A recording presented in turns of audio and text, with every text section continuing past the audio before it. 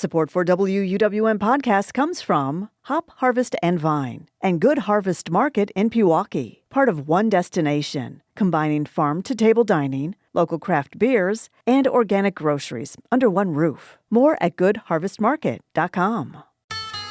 From 89.7 WUWM, Milwaukee's NPR, this is Lake Effect. I'm Joy Powers. Today we'll talk about what's happened in Milwaukee's Sherman Park neighborhood in the 10 years since a police shooting sparked unrest. Obviously it's business, but they all really spoke highly of the community that they were able to build in the space, the people they're able to meet, and the things they're able to learn from one another by being in such close proximity. Then we'll meet a Milwaukee native who's built a social media following as she travels the world by train. You know, imagine sitting in an observation car with panoramic windows and you're just riding through them. I'm like, oh, I can do that.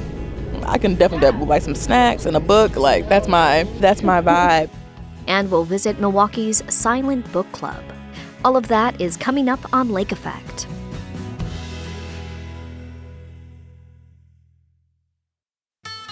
This is Lake Effect from 89.7 WUWM, Milwaukee's NPR. I'm Joy Powers, and thank you so much for joining us. 10 years ago this month, a Milwaukee police officer shot and killed Seville Smith in the Sherman Park neighborhood. Protesters filled the nearby streets for days after the shooting. Here at 35th and Burleigh, you can see the O'Reilly Auto Parts store completely engulfed in flames here behind me. Hundreds of people have gathered here tonight to protest that officer-involved shooting. The officer was later acquitted on murder charges. The Milwaukee Neighborhood News Service has compiled a series of stories about how Sherman Park has changed in the decades since the unrest.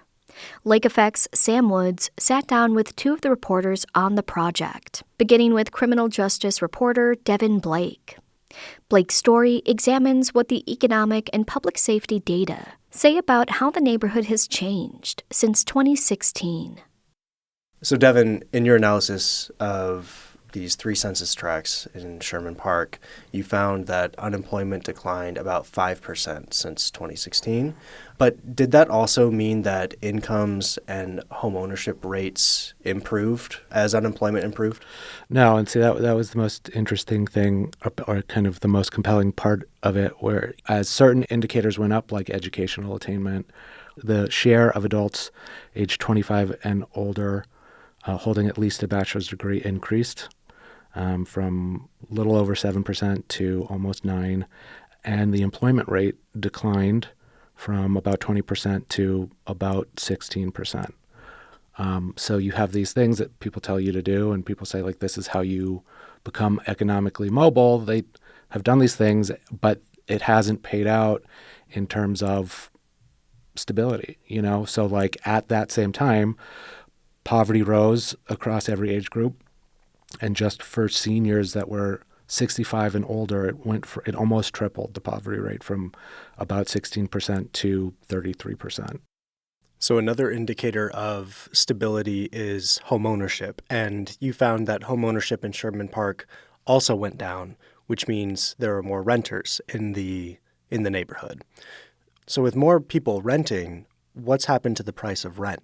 If you are adjusting for inflation, inflation-adjusted median rent increased from roughly $1,130 to $1,200. So people are paying more share of their income to rent now. And there are more renters, more people renting. In 2024, it was 7 in 10 occupied homes were rentals. How would you characterize the story here? Because it seems like there's kind of a mix of positive and negative news here for a neighborhood. You know, on the one hand, employment is up, educational attainment is up, but incomes are down, home ownership rates are down, poverty rates are up. So what do we make of this? Yeah, I mean, it's a good question, and I think, you know, that could be like several books by itself, you know, but I think it's just the disconnect between people's decisions for their lives and outcomes. And, you know, it happened in this very specific way in Sherman Park. But again, there are, even at the census data that I looked at, there were other things that were positive. And, this is also separate from the question of what does this mean for public safety? Because as economic life is fluctuating and telling this mixed story, what at the same time is happening in terms of homicides and non-fatal shootings, just gun violence in general, and other violent crimes. Well, I'm glad you got into that because my next question was about notable statistics regarding public safety. So can you talk more about what you found? So homicides and non-fatal shootings didn't really steadily improve after 2016, but they didn't steadily get worse. Homicides and shootings, went up during the pandemic and have declined since then. And then we also looked at a sliver of shot spotter data and how the proportion of shot spotter alerts, how much of that is happening in Sherman Park. But there are things that the data also can't really show, which is, the importance of these stories as a series, which is how does it feel to live in Sherman Park now versus 2016? What does it mean that certain forms of gun violence have gone down? And so Von Mays, who is a well-known organizer and activist here in Milwaukee, he also is a violence interrupter for the city's Department of Community Wellness and Safety. He said that the relationship between police and the community in Sherman Park is leaps better. And you can't find that on a census. You know what I mean? So the data tells an important story and it kind of can guide certain conversations, but it's certainly not the whole story. So community control of the police was a consistent demand from Sherman Park protesters after police killed Seville Smith in 2016, echoing similar calls after Milwaukee police killed Dontre Hamilton in 2014, and foreshadowing similar calls when an off-duty Milwaukee police officer killed Joel Acevedo in 2020. Now, nominally, the Fire and Police Commission is supposed to serve this function as it is made up of civilian members and used to be able to set police department policy. But Devin, how has the Fire and Police Commission and its responsibilities and its powers changed since 2016? Yeah, so a major change came after the enactment of Act 12, which fundamentally changed what the Fire and Police Commission can do.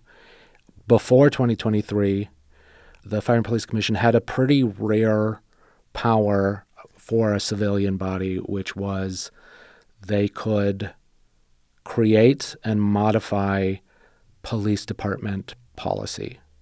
And there were really, as I understand it, after speaking with the former chair of the Fire and Police Commission, there were really only a handful of places where that was the case.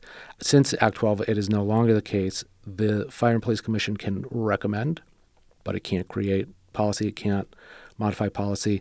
The main check against the police chief's policy is the policy can be modified by a 2/3 vote of the Common Council. But those are, very, very different. And at the time of the enactment of Act 12, the chair and the vice chair of the Fire and Police Commission resigned because of it. So, Devin, given your combination of data reporting and traditional on-the-ground reporting for this story, as well as reporting from the entire staff at the Milwaukee Neighborhood News Service, what does the future hold for Sherman Park? Well, one main thing is that, and this is something that my colleague at Milwaukee Neighborhood News Service can talk about, Princess Byers. She writes about housing, and Mayor Johnson's administration is really kind of keeps going back to and pointing to as something that has kind of tried to address these economic indicators, especially housing, and really expand the number of homeowners of color is the Year of Housing initiative. And citywide, that number has gone up, but that hasn't trickled into Sherman Park yet. So I think even something like that affects these other indicators too, right? Like if you have stable, predictable housing, that's much easier to keep a job, to get a job, to keep a job. just less stress overall. If more people are housed, there's less violence. Like, I think that alone, like if housing could be tackled, that would help Sherman Park catch up to the rest of the city in that regard.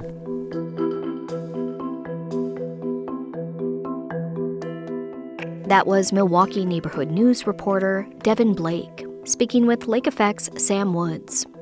Another neighborhood news reporter, Princess Sophia Byers, chronicled one of the city's prime examples of rebirth since the Sherman Park uprising, the Sherman Phoenix.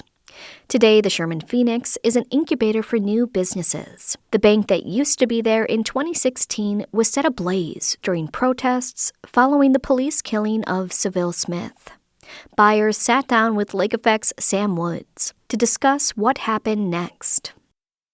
In the 2 years between August 2016 and when the Sherman Phoenix eventually opens, what happened in those 2 years? Yeah, I believe there were a lot of community conversations kind of about how the folks in the neighborhood and folks that supported the folks in the neighborhood wanted to rebuild. And over a series of conversations, it was decided that it would become the Sherman Phoenix, which is a marketplace and business hub for small businesses. And who are the people behind the Sherman Phoenix? Joanne Sabir and Julie Kaufman are the co-founders of the Sherman Phoenix. Did you talk to any of them for the story? I did. I talked to Joanne Sabir for the story, and she talked about how proud she is that the project is kind of living without them. Neither of them are still included in the workings of the project. But yeah, she's excited that it's still around. Say more about how you kind of interpreted how she felt about seeing that this creation is still here and what it means to her. Yeah, as she explained it to me, like it was kind of a thought child, almost an experiment. And it's kind of grown far past with what she or Julie could have imagined it would grow into. So she's just excited that it's still around and thriving and existing without either of their help.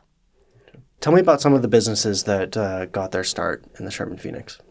Yeah, there are a bunch. I feel like notably Funky Fresh Spring Rolls, people like them. They no longer have a brick and mortar, but they're like in grocery stores now.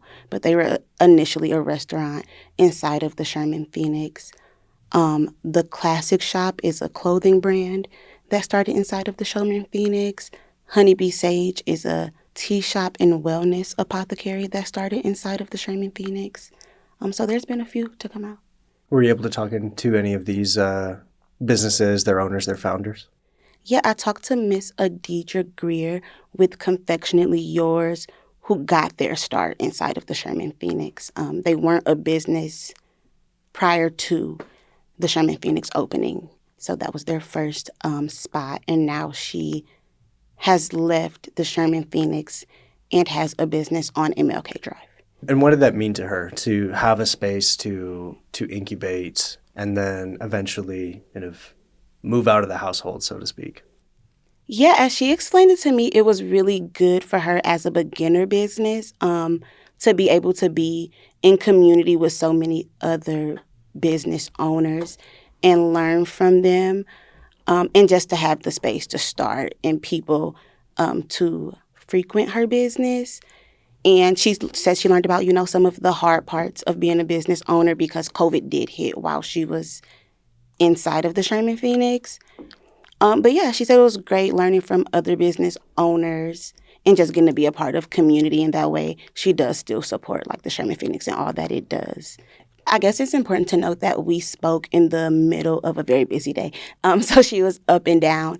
But I feel like she was most excited, very giddy when she was talking about how Miss Joanne Sabir offered her a space inside of the Sherman Phoenix and how she didn't really know what she was doing as far as being a business owner. And Joanne told her, like, oh, we'll help you. And so she really speaks highly to how they were willing to help small business owners just get started and be okay. She even was really excited talking about how kind of the pandemic hit and it was really hard, but she didn't believe like that her business was going to end as the result of the pandemic. And it didn't. We talked about some of the ways she survived through the pandemic through like donating a bunch of cookies to organizations and schools and figuring out ways to still bake for people even though they couldn't be in community together. And yeah, she talked a little bit about, some of those hardships. But for the most part, she was just excited to talk about the opportunity she was giving and how it led her to be where she is now. So after talking to some businesses like Confectionately Yours that have called the Phoenix home, what is your sense about what the Sherman Phoenix represents? I feel like what I got of talking to Miss Adija and Joanne and Mr. Alan Moore is like, it's more community than it is business. Obviously, it's business, but they all really spoke highly of the community that they were able to build in the space, the people they're able to meet, and the things they're able to learn from one another by being in such close proximity. So Princess Safia, I want to give you the chance to have the final word here. So we've heard from your colleague Devin Blake, who dug into the data with some economic indicators of how Sherman Park has developed over the last 10 years. And of course, we've talked to you about what has risen from the ashes of what was a burned BMO Harris Bank. So given all that we've talked about here, what does the Sherman Phoenix represent? From looking at all the reporting the Milwaukee Neighborhood News Service has done on the Sherman Park neighborhood this year, I would say that there are very obviously still some challenges, but in a very Milwaukee way, community is doing the best that it can.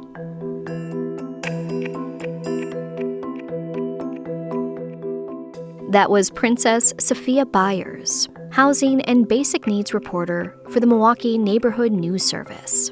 We also heard from Devin Blake, criminal justice reporter for the Neighborhood News. They spoke to Lake Effect's Sam Woods about their reporting on a 10-year retrospective of the Sherman Park uprising. Coming up, we'll take you to an unconventional book club in Milwaukee. But first, we'll ride along with a digital creator and Milwaukee native who travels the world by train as her full-time job. That's coming up on Lake Effect on 89.7 WUWM, Milwaukee's NPR.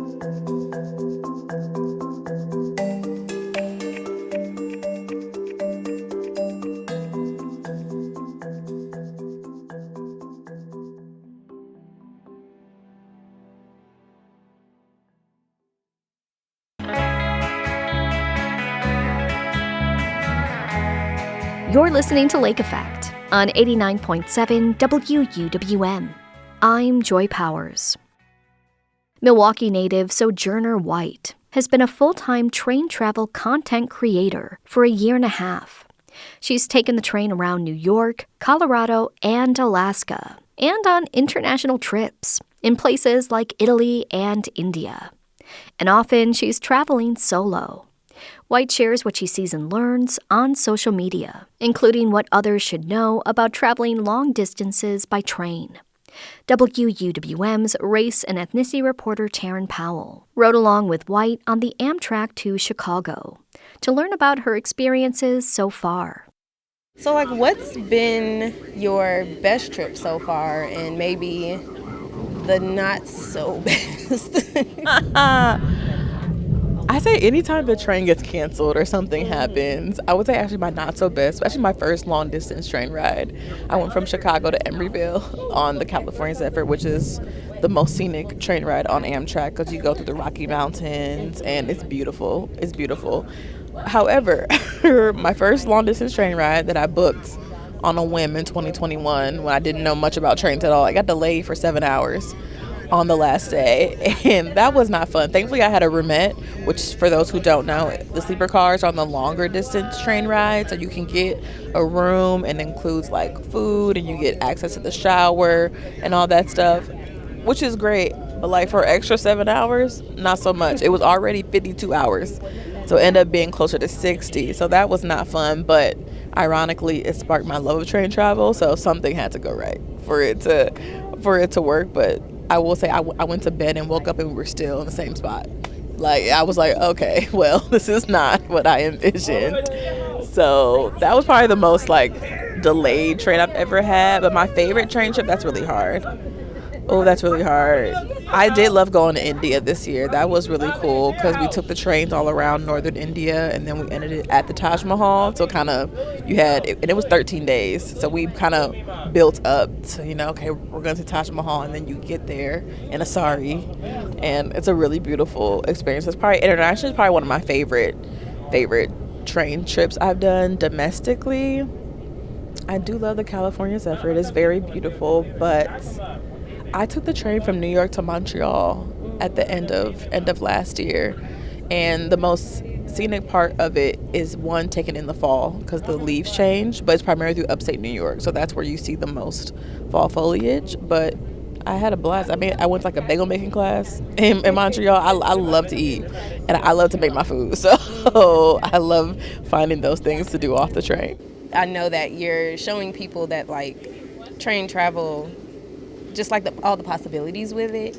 Are you thinking about train travel differently? Like how has it changed your mind about what was possible with trains? Oh, for sure. I think initially, being in Milwaukee, we don't have mountains, right? So when I booked that first trip, I'm like, what is Amtrak doing in the mountains? I'm just like, because for me, it was literally a way to get somewhere. I don't like driving, so I used to always find a way to not drive, like all the time. Gentlemen, our first intermediate station stop is Mitchell Airport. Now arriving to the airport. And so I used to go to Milwaukee to Chicago. Obviously, it's a really easy train ride. But also, I went to grad school in St. Louis, so I would come on the train. So for me, it was always like a passenger rail. It was never a touristy thing and the story is technically I was in the pandemic. It was 2021. I was up drinking some wine, I'm a little tipsy, and looking at U.S. scenic bucket list, so I was like, okay, I want to travel in the U.S. a little bit more since international travel wasn't really a thing. And that's how I found the train rides. And so it was more like, okay, now it's a tourist experience. So now I can go through the Rocky Mountains without actually hiking, because I watch too much Law and Order SVU. I'm not hiking. I'm not hiking solo. I'm so sorry. That's kind of my limit for solo travel. But imagine sitting in an observation car with panoramic windows and you're just riding through them. I'm like, oh, I can do that. I can definitely buy some snacks and a book. That's my vibe. And so it became touristy, right? So then I was into doing. My mom and I did the wine train in Napa, which is more of a touristy train. It's 6 hours. Lots of wine, good time, a dance party at the end. Definitely recommend that one. And then I went to Alaska and did theirs with a partnership with them and got to go through and see Alaska, which is probably one of the most beautiful states I've ever been to. It looks fake. And so I think they went from passenger rail to now tourist experiences. And I do finding different things, like my Explore Georgia partnership. They sent me, and I brought my brother with me on this one, and we did a wine and cheese train in Cordele, Georgia. And that became my most liked video of 2025.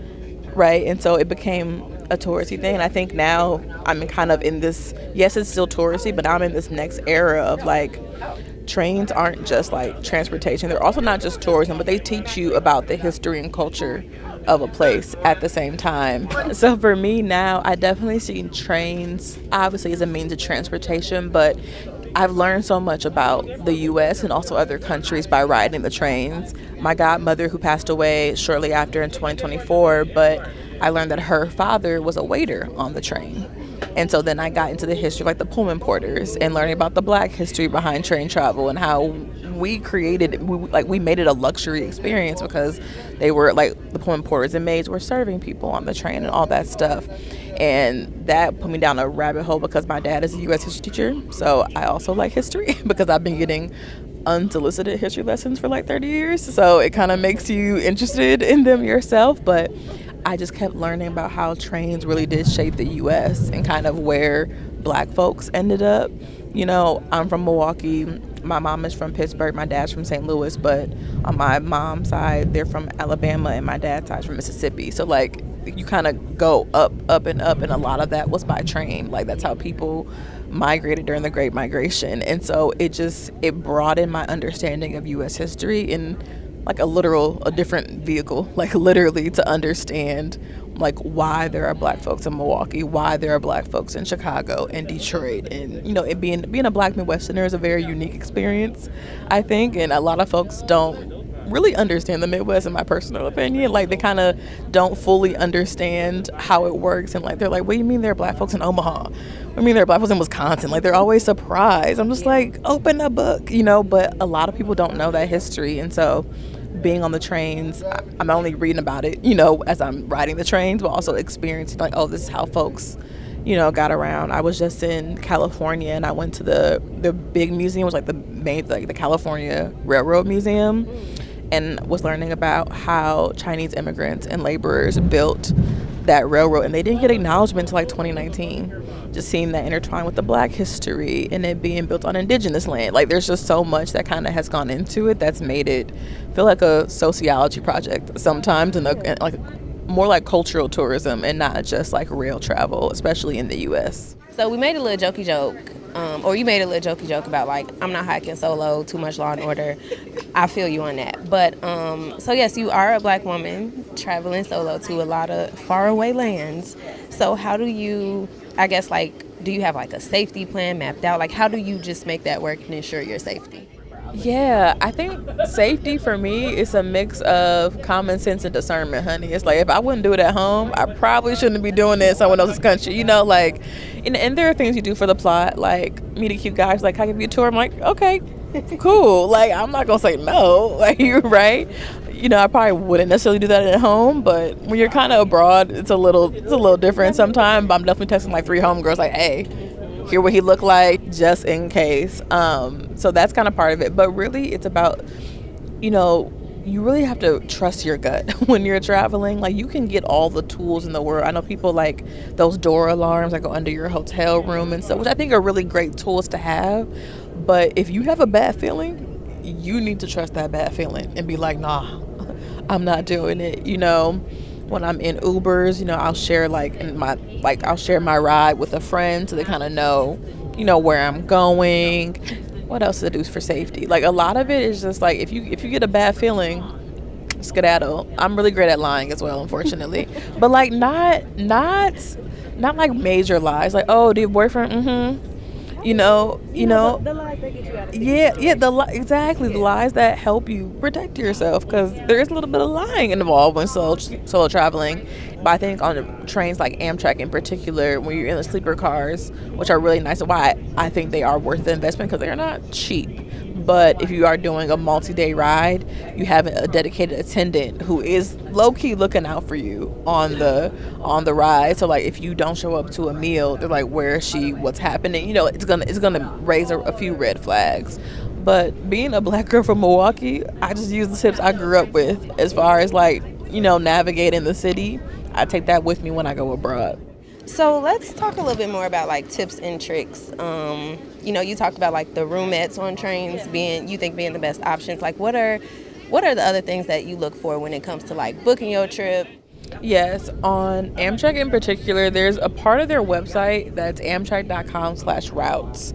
And I always tell folks to go to that page because people find the website, I've learned from my comments, hard to navigate. So I'm like, okay, let me figure this out. How can I help folks out? So what I've learned is I go to that website and I book my trains by the route. So I go and see what cities are on the route, and I put those 2 cities in to see how to make the train ride work. I think a lot of people just go in and put in like Chicago to, let's see where it's at. Ladies and gentlemen, now arriving Sturtevant. As soon as we depart from Sturtevant, conductors will be coming through the house to scan your tickets. But people put in like 2 random cities like Chicago to Phoenix. There's not a direct train to Chicago to Phoenix, so you have to really figure out where like Amtrak's routes are to figure out what makes the most sense for you. I also recommend finding your Amtrak hub, which is easier for others than some people. Like being in Milwaukee, Chicago is our Amtrak hub, and from Chicago you can get anywhere in the country on Chicago. I've done Chicago to Austin, Chicago to Portland, Chicago to LA, Chicago to New York. So once you are in a hub area, it does, I will say, make it easier. One thing I'm always telling people too is treat train tickets like flights, honey. The price not gonna go down.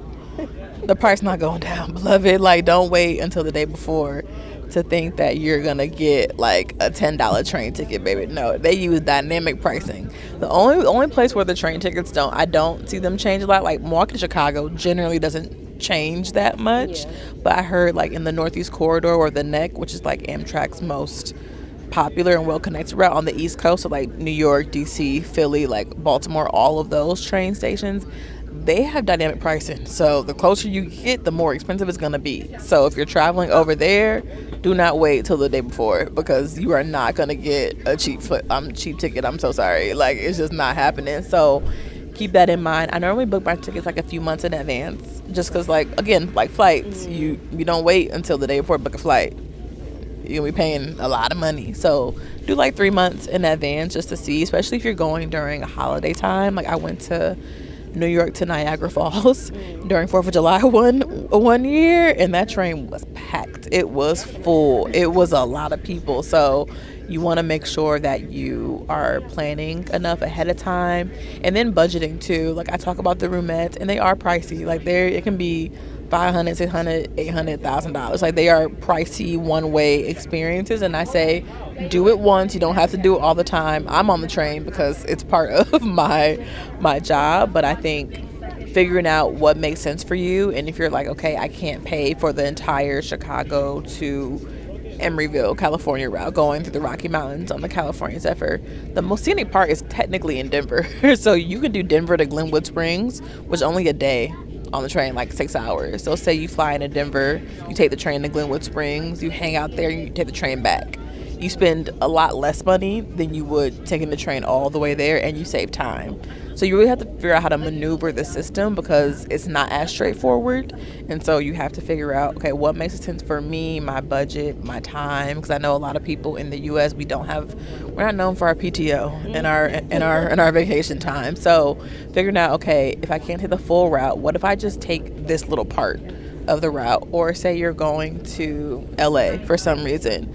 Well, I don't want to take the train to LA, but I want to go like to San Diego. Take the train down for the day and then come back up. So you can get train experiences without it being overnight if you don't have the time or money, or you just don't want to do that. There's ways to experience train travel that aren't just traditionally taking the train for 3 days across the country.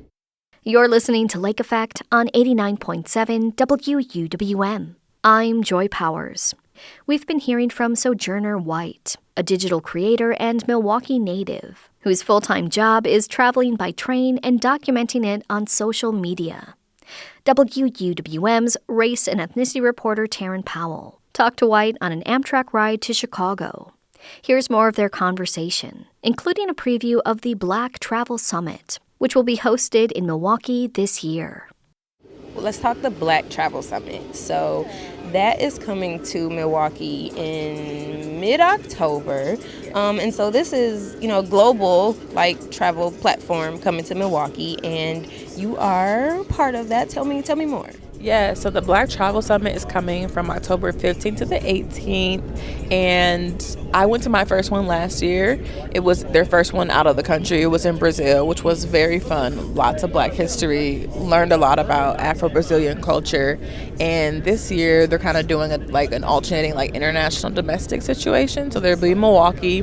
They host a summit that kind of brings together Black travel creators, which are influencers, but also hoteliers, tour operators, other tourism professionals. Kind of brings us all together to kind of talk about the Black travel space, themes that are always coming up. Like last year, I had a few friends on a panel about the ethics of digital storytelling and what kind of things do you keep in mind when you're a content creator and you're doing a lot of cultural tourism, which is what a lot of us do. There were panels with hoteliers talking about what it means to run a hotel, which is a whole different arena, than being a content creator. So it's really cool because you get to hear a mix of perspectives, and then you also get to meet people. Ooh, that was some lightning, y'all. But you also get to meet other people who you may not necessarily talk to, because the thing about being a travel creator is that we're always gone.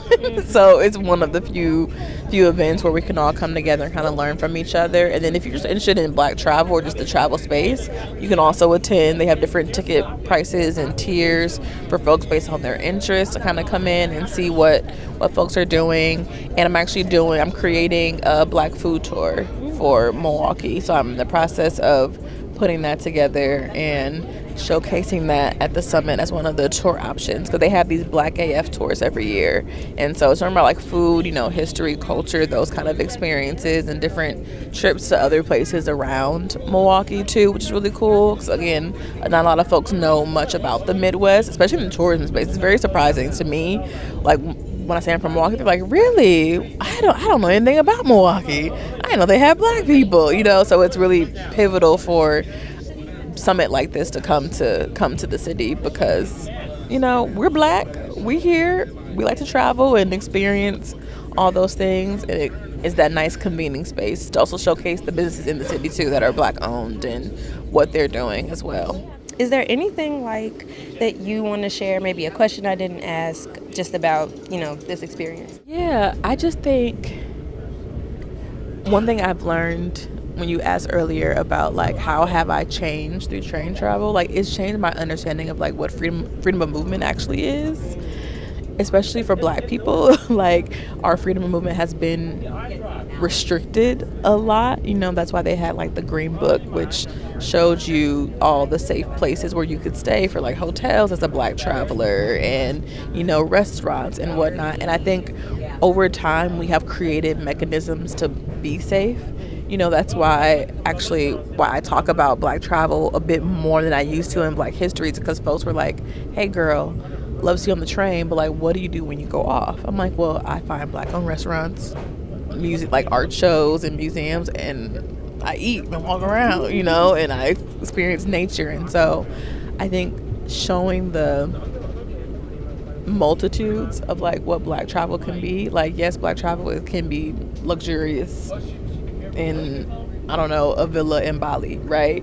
But it could also be you taking the train to Chicago to eat for the day. Like there's so many different ways and you can experience travel, and it's not like you don't have to do it one way, because our people have never done it one way. Like they've always kind of been a moving people. I was in California and I learned about the first free Black town in California was Allensworth, Texas, and they have Amtrak runs one train a year that goes to that town. I think it's like on Juneteenth every year to like talk about that history. It's like we have always created spaces and moved around and then created more spaces for us to like be, to exist in our own little bubbles. And so travel just reminds me of how much I can do, because people before me were like, actually we deserve to have more rights, more movement, more education, more everything, and I don't think I would be here without that at all.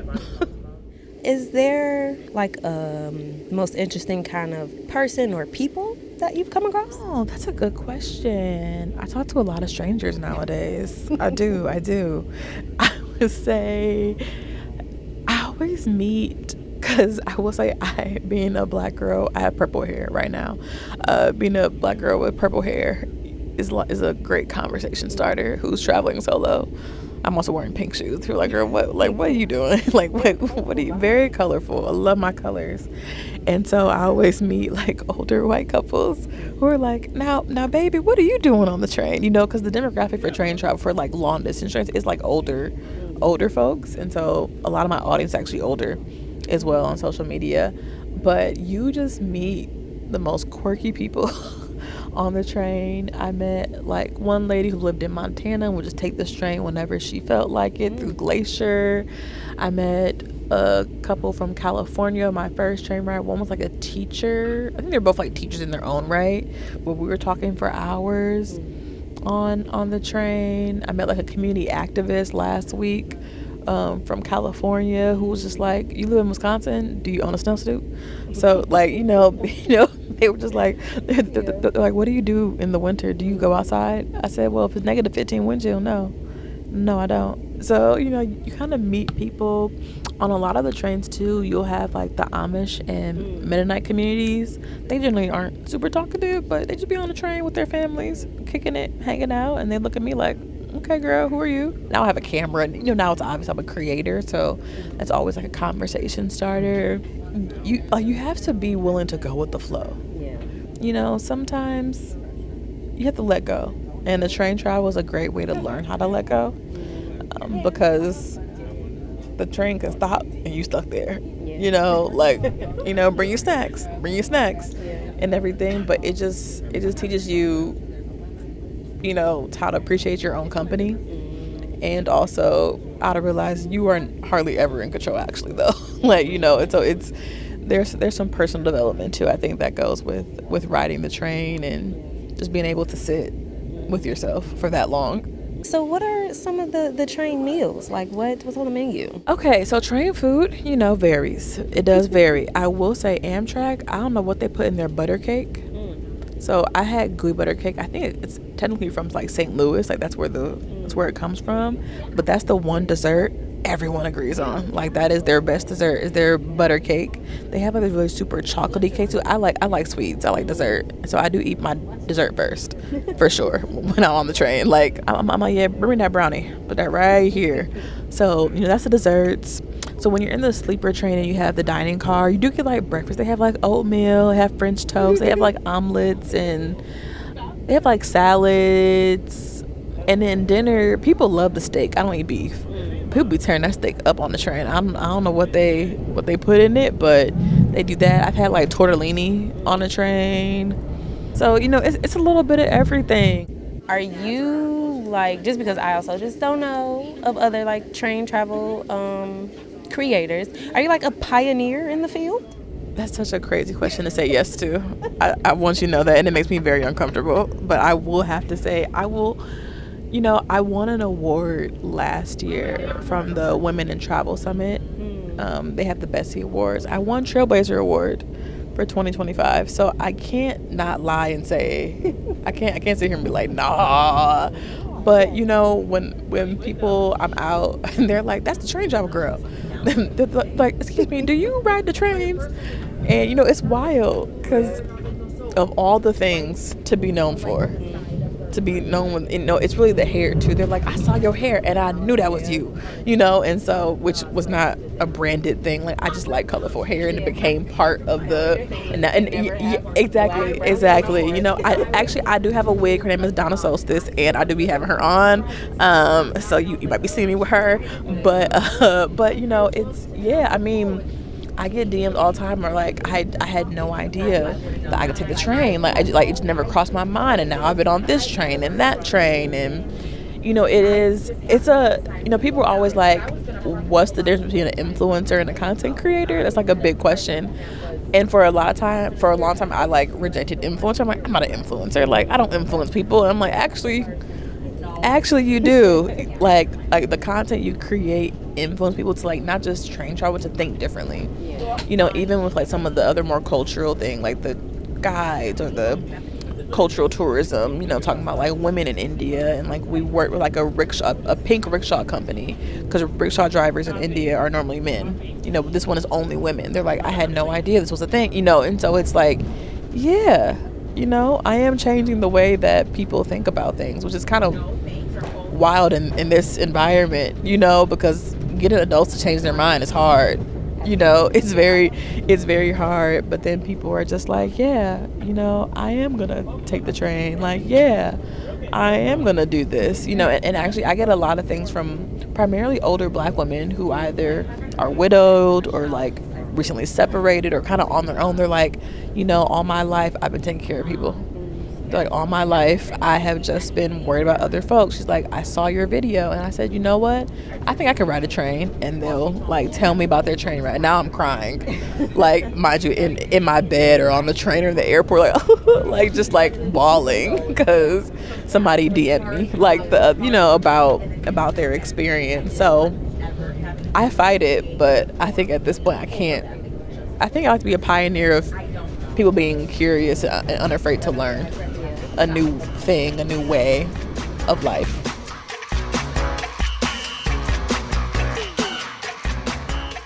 That was digital creator Sojourner White, speaking with WUWM's race and ethnicity reporter Taryn Powell. You can find Sojourner's travel videos on Instagram at @TheSojournies or TikTok @Sojournies. Lake Effect is available as a podcast, so you can listen when you like. Find it wherever you get your podcasts. Then subscribe, download, and listen on demand. Coming up next, we'll talk to readers at Milwaukee's Silent Book Club. That's coming up on Lake Effect on 89.7 WUWM, Milwaukee's NPR.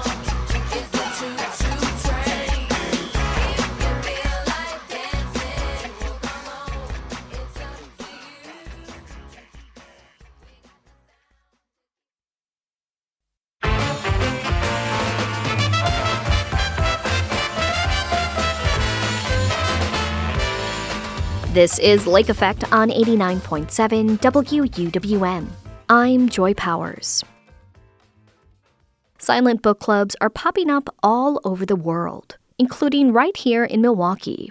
But what are they?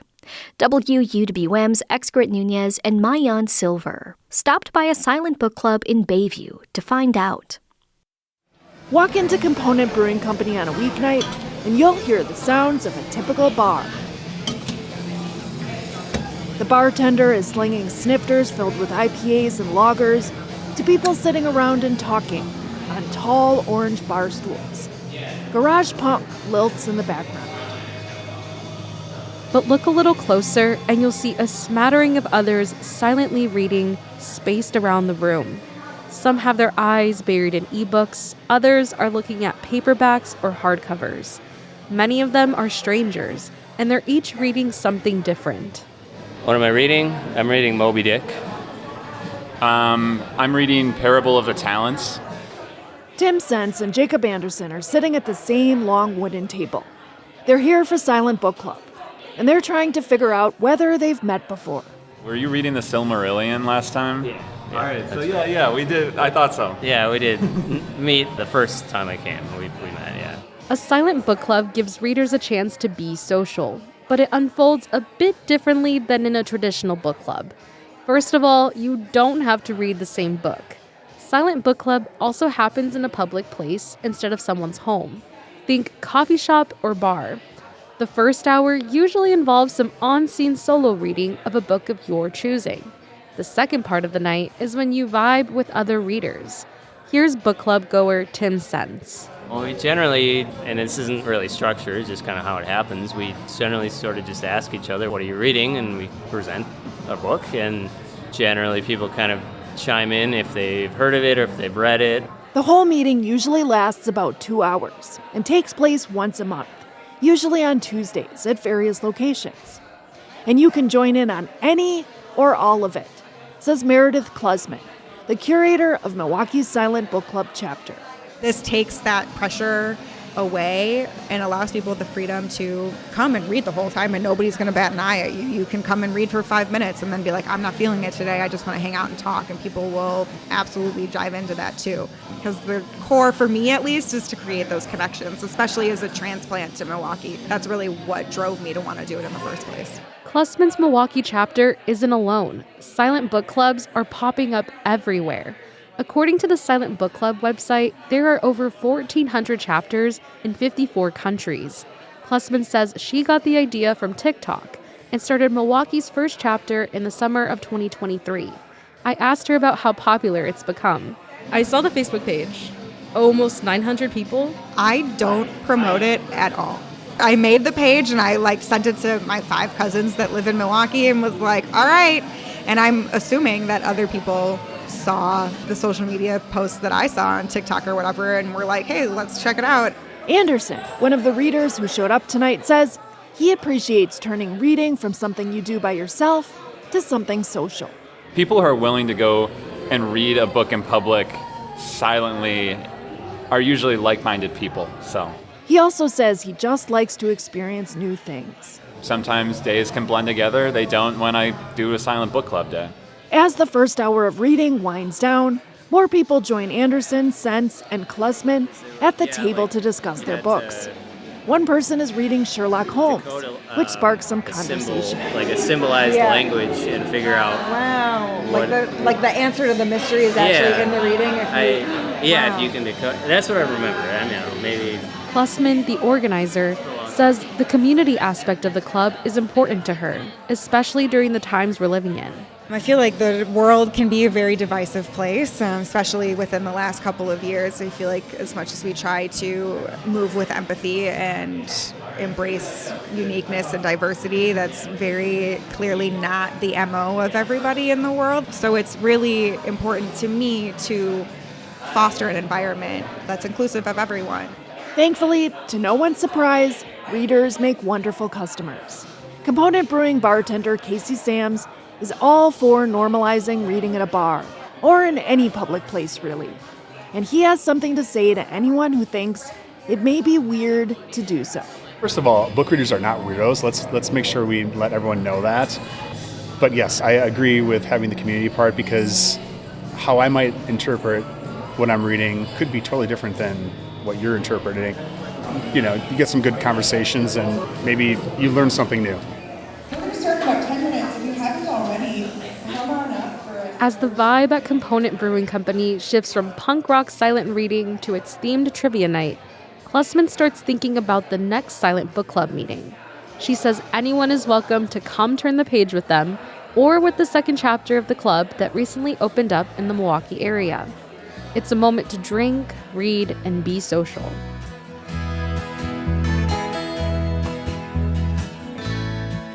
That was WUWM's Excret Nunez and Mayan Silver, checking out a silent book club meeting in Bayview in 2024.